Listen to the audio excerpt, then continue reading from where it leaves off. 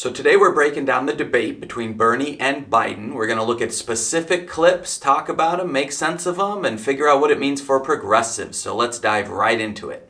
What we have got to do also is understand the fragility of the economy and how unjust and unfair it is that so few have so much and so many have so little. People are looking for results, not a revolution. Okay, so in some sense, that's the debate right there. That's really the two sides have shown what they're really about. They showed their true colors. And, in some sense, you could say that's what the whole primary is about. Which of these two in that statement won you over? You have Bernie, who's laying out exactly what he thinks the country needs. He's saying we need to help people, basically, and he's listing specifically what types of people need help. And then you have Biden coming out and going, whoa, not so fast. Let's not try to do everything at once. Let's not try to fix everything. Let's just try to make some small changes here and there that we can. Let's not go overboard. And he says it. People don't want a revolution. He says it a few times throughout the debate that this idea of revolution, he's using it like it's a bad word. Oh, if we try to do a revolution, so much stuff's going to change, right? That's kind of the whole point, right? The system has not been working for people for decades, and a revolution is what's needed to try to make changes that actually help people rather than sitting here and trying to negotiate with Republicans, who the common strategy now is for Republicans to run so far to the right and then say, hey, meet us in the middle. And people like Biden fall for this, because if you're trying to meet them in the middle and they just keep running to the right, well, then the middle keeps moving to the right, right? So you can't be willing to negotiate with a side that is just trying to get everything that they can, because you're just going to keep giving up, and you're going to end up not actually helping people. You're just going to end up trying to be reasonable with a group of people who are unreasonable. And I think that's one of the big problems here. Senator Sanders, I'll start with you. You're 78 years old. You had a heart attack. What are you doing to protect yourself? Vice President Biden, you're 77. What are you doing to protect yourself? So this is a clip that's really more about the people running the debate than it is about the debate itself. So notice that when she introduces Bernie, she mentions his age and then also mentions additional medical concerns, right? She's putting a highlight on it. But when she introduces Biden, it's just his age. And he happens to be a year younger apparently than Bernie, but that's all that's mentioned, right? There's no mention of, hey, Joe Biden, you're 77 years old, and also the country is very concerned that maybe you have dementia. Maybe you're starting to slip. There have been clips that you're starting to slip mentally. She doesn't bring that up, right? Just his age, right? So that's all the people hear. But then there's that reminder, oh, Bernie had a heart attack. So if you're saying, well, it's important he had a heart attack, that could be relevant to the discussion. Well, if you're talking about health, then shouldn't the concerns people are having about Biden, shouldn't that also come up in the conversation? Seems like it, maybe. Throughout this campaign, you've each laid out starkly different visions for how to bring about change. Vice President Biden, Senator Sanders is calling for a political revolution. You said people want results, not a revolution. Make the case for why a revolution is not what the country needs or wants. We have problems we have to solve now. Now, what's a revolution going to do? Disrupt everything in the meantime? Look, the senator talks about his Medicare for all. He still hasn't told you how he's going to ever get it passed. He hasn't told you how, in fact, there's any possibility of that happening. He hadn't told you how much it's going to cost. He hadn't tell you how it's going to apply. It doesn't kick in for 4 years even after it passes. We want a revolution. Let's act now. Pass the Biden health care plan, which takes Obamacare, restores all the cuts made to it, subsidizes further, provides for lower drug prices, make sure that there's no hidden bills, make sure that we invest, I want to invest $50 billion in dealing with underlying diseases that are of great consequence, diabetes, Alzheimer's, and cancer. Make sure that we have a Medicare option that's in a public option providing Medicare for us. We can do that now. I can get that passed. I can get that done if I'm President of the United States of America. That will be a fundamental change, and it happens now. I can tell you from experience, being a significant consumer of health care, with my sons, my family, all the things we've gone through. What people want is hope, and they need it now, not 4 years from now. And Bernie still hasn't told us how he's going to pay for it. We're talking about a $30+ trillion plan. Not quite true. Senator Sanders. Look, let's do something that is very rarely done in the Congress Let's do something that the media doesn't do. Let's talk about the reality of American life. Why is it that over the last 45 years, despite the huge increase in productivity and technology, the average worker today is not making a nickel more in real dollars? Why is it that over the last 30 years, the richest 1% have seen a $21 trillion increase in their wealth, bottom half of America, $900 billion decline in their wealth?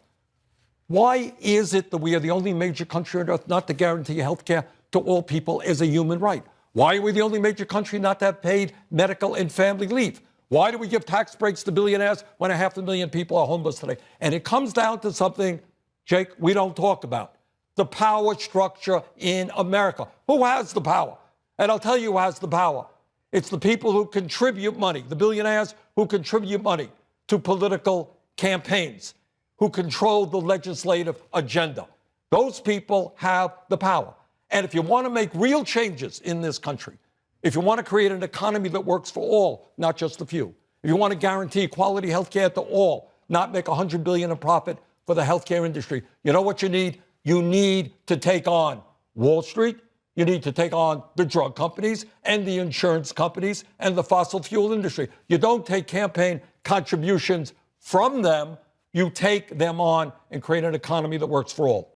Okay, so I think Bernie does a good job right here of really explaining his whole platform, right? He lists the different things that are wrong, the income inequality in this country, and the fact that nothing really changes in Washington, D.C. because we have companies contributing huge amounts of money to the politicians who are supposed to be making laws for the rest of us, but really these laws just end up supporting the people who are donating this money. He really makes a case for why you need a revolution, why you need to make deep changes if you actually expect that the system is going to change in any way. And what is Biden's stance? Biden's stance is, hey, now's not the time to deal with this while we're in the depths of the problem. Now's not the time to try to make real changes. Now we just have to put some band-aids on things, right? He talks about Obamacare. He's going to come in and he's going to put a bunch of band-aids on Obamacare. And yeah, Obamacare was better than no Obamacare, but it really didn't go that well, right? I mean, it didn't fix the problem for many Americans, and it's being ripped apart in the courts. It's still in the courts right now. So you're going to go back and you're going to put more Band-Aids on it, and the Republicans already know what their playbook is going to be. We're going to rip the thing apart in court again, and they're just going to keep doing it. Obamacare was better than no Obamacare, but it's not like it was this huge success that, you know, changed the country in a fundamental way. It helped many people, and I think that's good, but there's a lot of people that weren't helped by it. So it's fundamentally this idea that you have one person who actually wants to change the situation and one person saying, well, let's not be too hasty. Let's just try to put some Band-Aids on things. Let's just see if a couple of fixes here and there is going to totally change the way our country has worked for the past 40 years. And it won't. And I'm a little suspect of the way Biden is pulling out. Well, now is not the time to talk about this kind of a revolution. Now is the time to put Band-Aids on things. And I kind of disagree, because in some ways it reminds me of what the Republicans do. Every time there's, a mass shooting, afterwards they say, now is not the time to talk about gun reform. Now is not the time. Don't politicize this event. Don't politicize this mass shooting. Now is not the time to talk about gun legislation. Well, then when is, right? When the problem is past, when we're not thinking about the problem, when it's been normalized and we've gotten over it. When the problem is occurring, when the crisis is going on, is the exact time to be having the conversations. So yes, well, while the country is going through some very hard times right now, now is exactly the time that we should be having these conversations about universal health care and about how laws get passed in this country, and why is it that we can't get real laws passed because big interest it puts money into blocking what the people actually want. So I disagree with you, Joe Biden. Now is when we need to be discussing these things. Now is the time to talk about it, when people are feeling the pain of these gross policies that we have in this country that are hurting a lot of Americans. It's good that you had an idea 30 years ago. I don't want to join you. Why don't you join me? Why don't you get rid of the super PAC that you have right now, which is running very ugly negative ads about me, by the way. Don't laugh, Joe. That's just the truth. And they got two other super PACs running ads against us. Why don't you just say right now, go on television and say, hey, you know what? I think in the past, Joe, if I'm not mistaken, you condemned super PACs. Is that correct? You get rid of the 9 super PACs you have? I don't have 9 super. I don't have You any have super 9. You want me to list them? No, yeah, you go ahead, listen. Okay, come on. Give me a break. Come No, I won't give you a break on this one, Joe. You condemn super PACs. You got a super PAC, it's running negative. Okay, so here's a pretty good example of trying to muddy the waters. This is one thing that Biden is doing is, he's getting accused of getting help from super PACs when he in the past has spoken out against super PACs, and then he's trying to say, well, Bernie, you do the same thing. And when Bernie says, yeah, go ahead, list them, Joe Biden. If you think that I've got all these super PACs, you list the 9 super PACs. Okay, so this next clip, you may have already heard about this already. This is about where Bernie Sanders is showing that under a Biden presidency, it's a very real possibility that people could have their Social Security and their Medicare cut. And Biden is saying no, but Sanders is saying the reality of this situation is that your past shows that you are willing to cut Social Security and Medicare. So let's take a look. Let me ask you a question, Joe. Yeah. You're right here with me. Yeah. Have you been on the floor of the Senate? You were in the Senate for a few years. Yeah. Time and time again, talking about the necessity, with pride, about cutting Social Security, cutting Medicare, cutting veterans programs. No. You never said that. No. All right. America, go to the website right now. Go to the YouTube right now. Senator, we have a deficit. We have Social Security and Medicare looming. Would you consider looking at those programs, age of eligibility, Absolutely. cost of living, put it all on the table? The answer is absolutely. You have to. I mean, it's one of the things that my, the political advisors say to me is, "Whoa, don't touch that third." Look, the American people aren't stupid. It's a real simple proposition. Social Security is not the hard one to solve. Medicare, that is the gorilla in the room, and you've got to put all of it on the table. Everything. Everything. I was not a fan of both. You were not a fan of the balanced budget amendment, which called for cuts in Social Security? Come on, Joe, you won't. Look, here's the deal. You're an honest guy. Why don't you just tell the truth here? We all make mistakes. I am telling the truth. When I argued that we should freeze federal spending, I meant Social Security as well. I meant Medicare and Medicaid. I meant veterans benefits. I meant every single solitary thing in the government. And I not only tried it once, I tried it twice, I tried it a third time, and I tried it a fourth time. Joe, let me repeat it again. I want you just to be straight with the American people. I am saying that you have been on the floor of the Senate time and time again talking about the need to cut Social Security, Medicare, and veterans programs. Is that true or is that not true? No, it's not true. That is not true? That is not true. Paul Ryan was correct. When he did the tax code, what's the first thing he decided we had to go after? Social Security and Medicare. Now, we need to do something about Social Security and Medicare. That's the only way you can find room to pay for it. So this one's pretty clear, right? Bernie was right. Bernie has said that there are numerous instances where Biden has made the case that Social Security and Medicare are on the table, right? They might get cut, they might get frozen. The problem here is that Biden keeps painting himself as an individual who isn't going to touch Social Security, who isn't going to touch Medicare, but the reality is that he is. He shows there's this willingness, if we look at the clips, for him to negotiate with Republicans in order to try to have, his end goal is good, is that he wants the government spending to be responsible and that we have to spend in a way that makes sense rather than ballooning up deficits like we have for the past 40 years. I get that point of things. I get that point of view.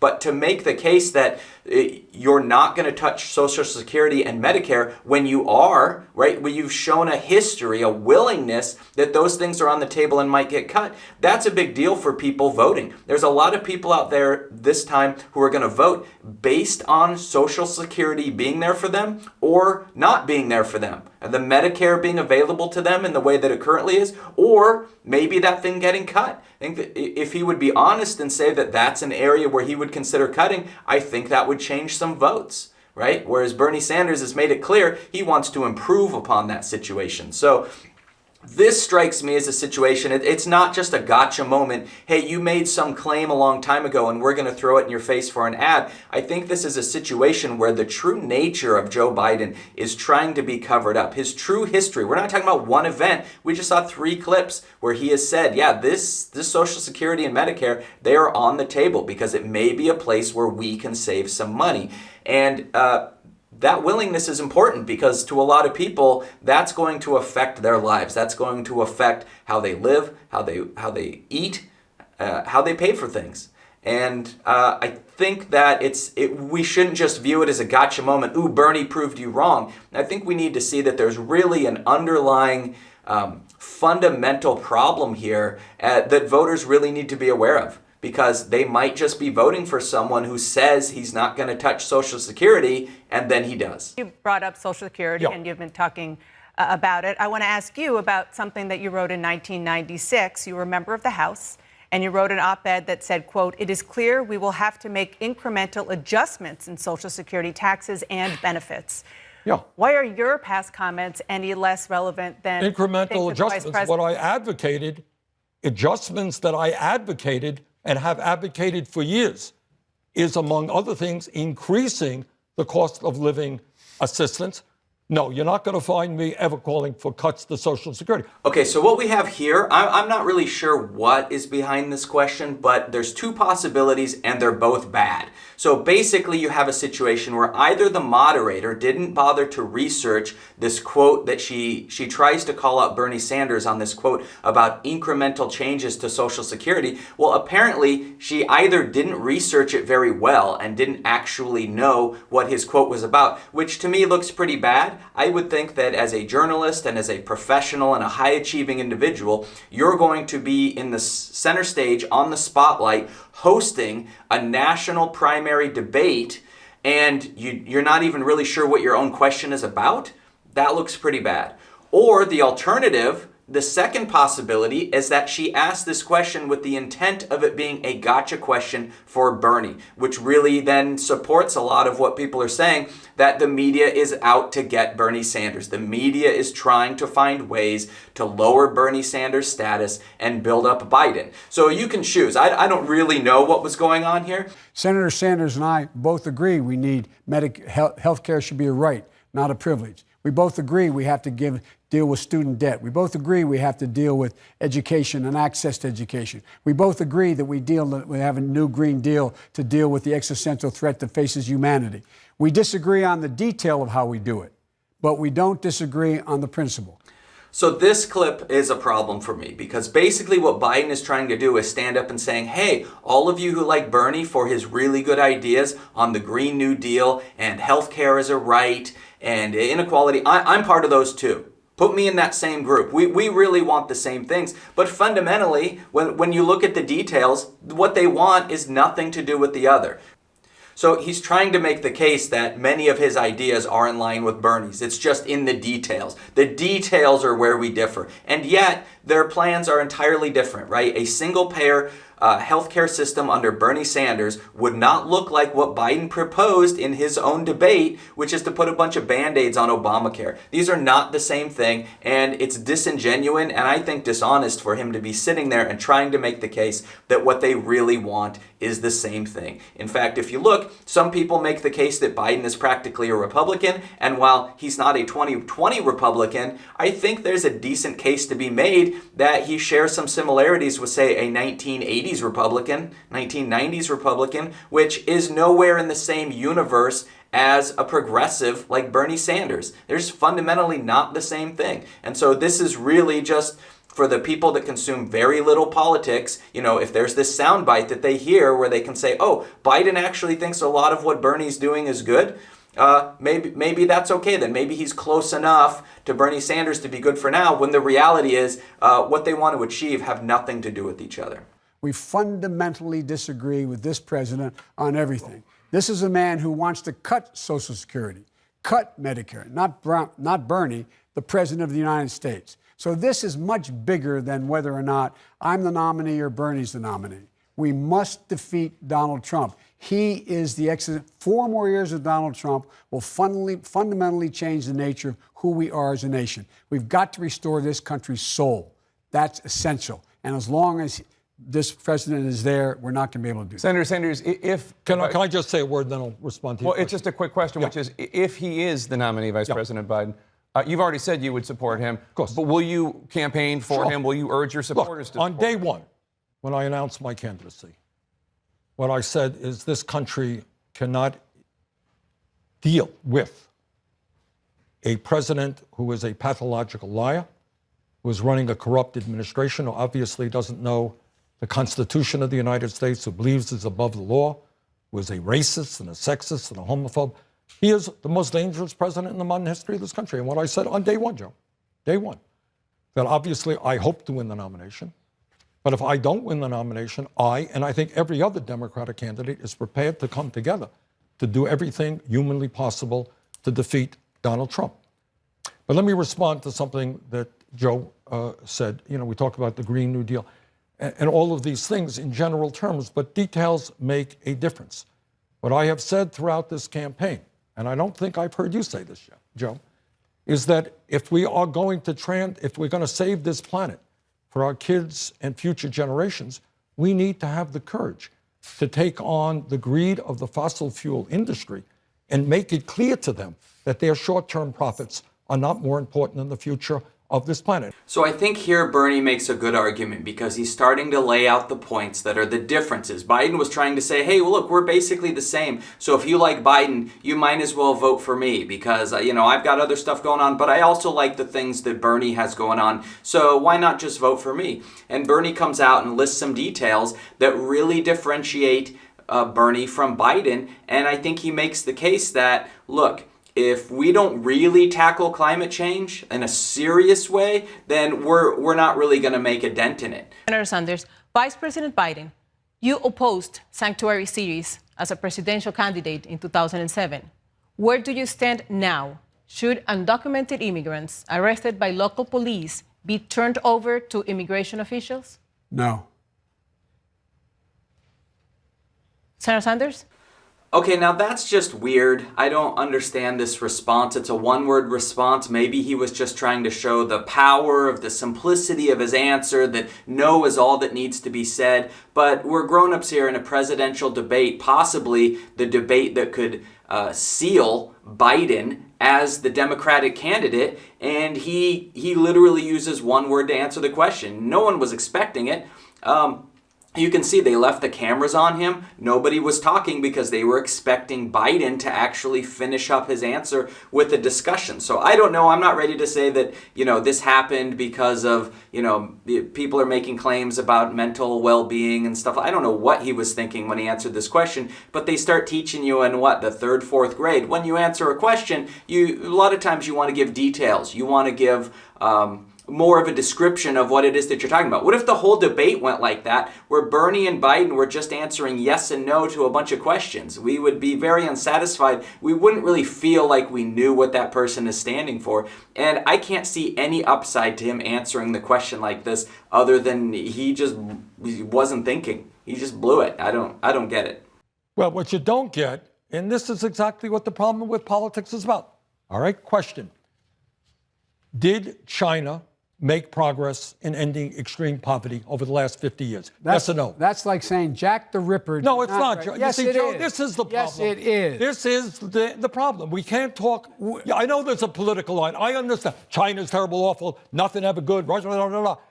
But the fact of the matter is, China, of course, is an authoritarian society. That's what I just said. It's a dictatorship. That's what I just said 5 minutes ago, Okay, so this is a case where I think Bernie's right. I think he has truth and reality on his side, but I think Biden wins the argument. And the reason for that is Bernie is trying to make a case that we need to see the world in nuances. We need to see the world in levels and how can we work with different people in different ways instead of just saying this country is 100% good, this country is 100% evil, and seeing everything that way, right? When in reality, most countries have done some very good things and most countries have done some very bad things, right? So it's pretty hard to just put a country in a box and say, well, you're completely evil, right? There are some that are very, very bad, but China is a country we're going to be working with for a long time. We have to get along with them, right? That doesn't mean we condone what they do. That doesn't mean we have to condone the way that many of their people are living, but to just say, well, they're 100% evil misses a lot of the opportunity that a president would need in order to work with China and try to make trade agreements work,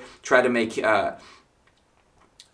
human rights work for both countries and try to work things out. You have to be able to differentiate what's good and what's bad. And just seeing the rest of the world as all good or all evil, I think is a situation that isn't really going to work for a United States president. I think you have to look a little bit deeper. So I agree with Sanders and the way that he's describing the situation. I think Biden wins the argument because most people don't want to see it that way. Most people want to look at a country and just be able to instantly say good or evil. Which one is it? Is this a good country or an evil country? And by the way, the single most significant thing we can do to deal with the larger problem down the road of income inequality is get rid of Donald Trump. Donald Trump. He's exacerbated every single one of these problems. Okay, so I already addressed this earlier in the video about I'm a little tired of always changing the narrative to let's defeat Donald Trump. But I think here we're talking about something even worse. Biden steps up and says he's the single biggest threat, making it like everything's going to be okay once Trump is out of there. And I think that's how a lot of people are thinking in this country. Well, once Trump's removed, we can go back to normality. But I think if you look at McConnell, I think if you look at what's transpired in the Republican Party in the last few years, I think that what they've learned under a Trump administration is that they can really just hit the gas and speed up this destruction of our democracy that they've been doing. And it may even be worse because the problem with Trump is that he says things all the time that he shouldn't be saying, right? Things where he should just be quiet and not really give away the game about what he's trying to do. He just comes out and says it. So imagine if we had a president in place who was still intent on destroying democracy like Barr and McConnell and, Gates and all these other people that are really trying to tear things apart. Think if we had someone in place who was a little bit smarter and knew when to speak and knew when not to speak and didn't put his foot in his mouth. We'd be in a lot of trouble. So I don't buy this argument that we're going to be fine once Trump is out of there. If we get someone else in place, and if at some point we get a Republican in place, what the Republicans have learned is that they can just do all-out corruption and their side is going to back them up. Their politicians in the House will back them up, in the Senate will back them up, and the people will keep voting for those individuals. So it was probably, for me, the worst moment in this entire debate is for him to say, hey, once we get Trump out of there, that's the main problem. Everything's okay. Because what it shows me is he doesn't really know what's going on, or he's not really open to it. Because, again, he sees a lot of these people in the Senate and Congress as people that he can work with, right? And yeah, people are going to have to work together. But if you're trying to work together with people who are trying to destroy the country, there's no compromise here. You can't compromise with people who are trying to tear down the walls, right? We got to keep the walls up. Americans are hurting, and we need to make sure we put something in place, and that might mean standing up to people. So you have to see the bigger picture here. This isn't just about Trump. So in closing, that was the Democratic primary debate. I think it's going to be an important one because Biden might start running away with things at this point, or hopefully Bernie starts racking up some more delegates and makes a bit of a comeback here. I'd like to see that. So please subscribe if you want to see more similar content.